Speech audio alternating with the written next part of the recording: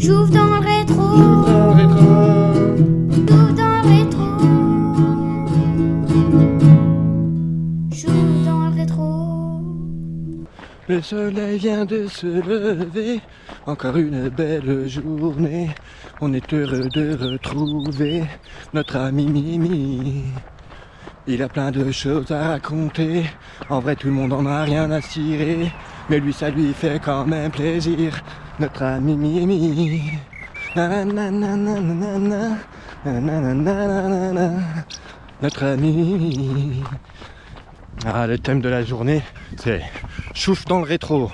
Je vous avais fait une vidéo qui s'appelait chouffe dans le rétro, et si je courais 100 km. Je vais vous la mettre en lien là en dessous, si vous voulez la revoir. Et aujourd'hui, donc du coup, je vais vous raconter l'année, la fameuse année où j'ai franchi le pas de tenter de courir 100 km. Allez, c'est parti. J'ouvre dans le rétro. J'ouvre dans le rétro. J'ouvre dans le rétro. J'ouvre dans le rétro. Je vais vous faire un rapide retour sur les années précédentes. Donc en 2017, je cours mon premier marathon et très vite me vient l'idée de l'envie de faire plus. En 2018, je vais courir 60 km. Petite pause, je viens de croiser un monsieur. Ça fait toujours un peu chelou quand on parle à la caméra tout seul comme ça. Bien bonjour, mon brave monsieur. Petit matin. En 2019, je cours 80 km. Et donc le but en 2020 c'est de courir 100 km. Et donc comme il existe des courses officielles de 100 km, j'ai en tête de m'aligner au mois de septembre 2020 sur les 100 km de Millau. Donc dès le début d'année, tac, j'entame une préparation marathon pour le printemps. Et puis après enchaîner sur une grosse préparation pour l'automne et être fin prêt pour les 100 km de Millau. Bon, comme chacun sait, tout ne va pas se passer exactement comme prévu. Bonne année 2020! Ah, la bise! Ouais, meilleurs vœux, hein! Tu vas ouvrir un restaurant cette année? Ouais, fonce, mon pote! Ouais, réussite, hein, je crois en toi! J'ouvre dans le rétro. Je débute l'année 2020 avec une préparation marathon. J'ai l'intention de participer au marathon des Grands Crus à Dijon. Et donc du coup, je commence ma préparation tranquillement dès le début d'année. Je commence tranquillement avec les petites courses, les petits trails qui sont aux alentours de chez moi. Une année qui commence plutôt bien. Et bon, on sent bien que dans l'air, il y a quelque chose qui se trame quand même. Hein. On va pas se mentir, très tôt, hein, dès le mois de février, on sent qu'il y a quelque chose qui cloche. J'ouvre dans le rétro. Je suis plutôt enthousiaste à l'idée de commencer l'année avec un marathon qui s'annonce, avec l'idée d'améliorer mon chrono personnel sur marathon, plein de motivation. Ce challenge de 100 km qui va se profiler derrière. Donc vraiment, je suis à bloc là pour cette année 2020, ça va être une grande année, impeccable.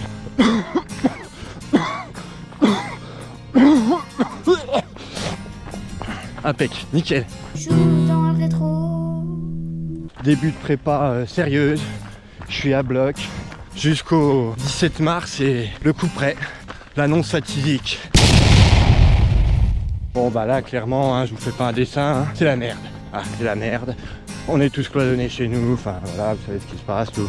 Moi je fais confinement strict, hein, vraiment moi je suis moi je suis un petit soldat bien discipliné et puis bon voilà, à ce moment-là vraiment pour de vrai on rigolait pas. Moi c'est 5 semaines de confinement strict, je suis vraiment pas sorti de chez moi. Bon en vrai si, pour être parfaitement honnête, ouais, je sortais les samedis, genre à 3h du matin pour courir, faire une vingtaine de kilomètres autour des étangs. Je sortais en pleine nuit et c'était ma seule sortie de la semaine. Voilà, c'est vrai. J'ai quand même la chance d'avoir un petit extérieur, donc je courais un peu dans le jardin, je faisais des exercices de cardio. J'ai aussi la chance d'avoir un tapis de course. Tous les jours quasiment, je faisais mes 10 km sur tapis. J'ai quand même pu poursuivre mes entraînements. On se doutait que de toute façon, pour les courses de printemps, tout ça, ça allait être mort. On naviguait un peu à vue, hein, on était un peu dans le brouillard, mais on se doutait que ça allait quand même être très compliqué pour reprendre une vie normale très vite. J'ouvre dans le rétro.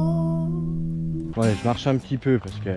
Pif, Donc oui, on se doute bien que toutes les courses vont être annulées. On commence à bien nous faire comprendre que même quand on sera déconfiné, la vie va pas reprendre son cours normal tout de suite. Je commence à cogiter, à me dire merde, pas de marathon au printemps. Bon, bien sûr, hein, on a des plus gros soucis à cet instant que d'être dégoûté à l'idée de pas pouvoir faire une compétition sportive. Hein. Mais bon, on veut quand même continuer d'avancer. La situation est quand même suffisamment compliquée. Je commence à me dire que de toute façon, même à l'automne, il n'y aura pas plus de reprise que ça. Je me dis dans ma tête, écoute, puisque tu vas pas pouvoir t'aligner sur une course officielle cette année, vas-y, viens, on tente les 100 km, genre en solo. Allez, tiens, tu prends une feuille et puis bon, faut dire que on est en plein confinement, j'ai quand même du temps à tuer, hein, je suis à la baraque toute la journée. Je commence à réfléchir à l'équipement dont j'aurais besoin pour mener à bien cette course de 100 km en solitaire, en passant par un maximum de villages du pays beaunois. Joue dans le rétro.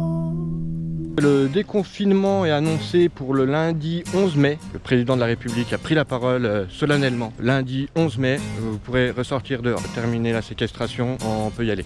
Apprenant ça, donc je décide de caler mon défi de 100 km le dimanche suivant, donc c'est-à-dire dimanche 17 mai.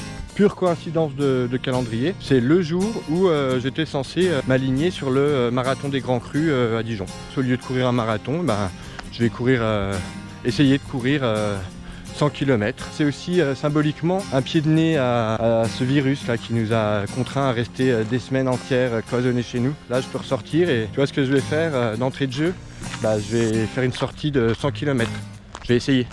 Peu de gens, dès leur premier week-end de déconfinement, sont allés essayer de courir 100 km. Je pense les gens, ce qu'ils ont fait, ils sont surtout allés voir leur famille, ils sont allés se promener, prendre du bon temps, profiter de l'air. Bon, moi, pour le coup, j'en ai bien profité aussi, à ma manière. Voilà. J'ouvre dans le rétro. Dans le rétro. J'ouvre dans le rétro. J'ouvre dans le rétro. Dimanche 17 mai, 5h du matin, je suis paré cette fois-ci pour courir 100 km. J'ai ma poche à eau, comme en ce moment en fait, vous voyez, j'ai mon petit sac avec mon petit tuyau pour m'abreuver. J'ai des pâtes de fruits, j'ai pris un bon petit déjeuner avant. C'est parti, j'y vais tout doucement, à ma petite allure. Je décide d'alterner course et marche. Je sais que l'effort va être long, qu'il va durer plusieurs heures. Tout va bien, le matin ça se passe plutôt pas mal. J'atteins la distance marathon sans trop de mal. Les mollets qui vont tirer un petit peu, forcément, au bout de 40 km. J'ai fait à peine plus que le tiers du parcours, donc faut pas que je m'arrête à ça, sinon c'est mal barré. Arrivé au 50e kilomètre, ça commence vraiment à tirer. Pour vraiment me motiver, je me dis voilà, j'ai fait la moitié du chemin et on approche de midi et je dois rejoindre ma femme et mes filles pour faire un pique-nique, me ravitailler bien correctement, reprendre de l'eau. J'ai parcouru à ce moment-là 61 km. Ça fait du bien de s'asseoir un peu.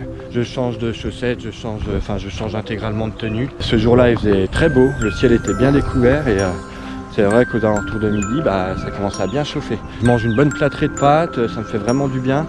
Je dois manger un bout de jambon, un peu de viande quand même à côté. Voilà, je traîne pas trop, je repars pour la suite du défi.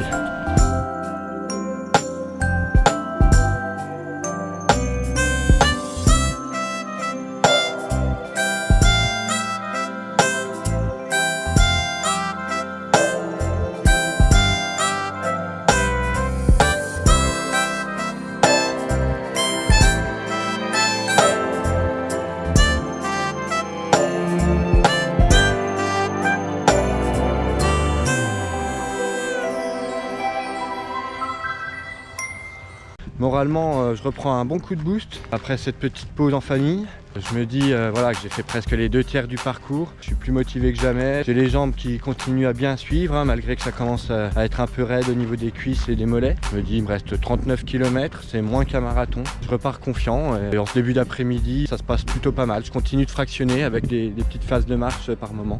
Ça suit son cours. J'ouvre dans le rétro.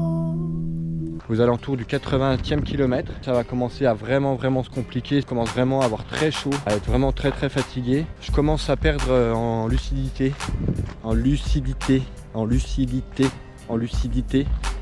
J'arrive plus à suivre mon parcours, je sais plus où j'en suis. Il me reste 20 km à faire, mais là ça commence vraiment à être dur. Il fait chaud, je vais de village en village, il y a très peu de zones d'ombrage. Ça c'est quelque chose que j'avais pas du tout anticipé. Je suis obligé de me rationner en eau parce que j'ai tout le temps envie de boire. J'arrive plus rien à avaler.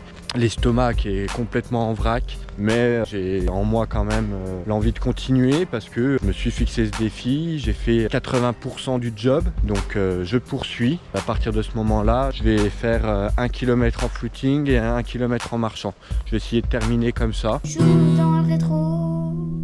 Tant bien que mal, je continue comme ça. Voilà, arrivé au bout de 87-88 km, je commence à avoir vraiment les jambes très lourdes, les tibias qui commencent à me faire vraiment très mal. J'ai l'impression qu'ils vont se casser d'un moment à l'autre.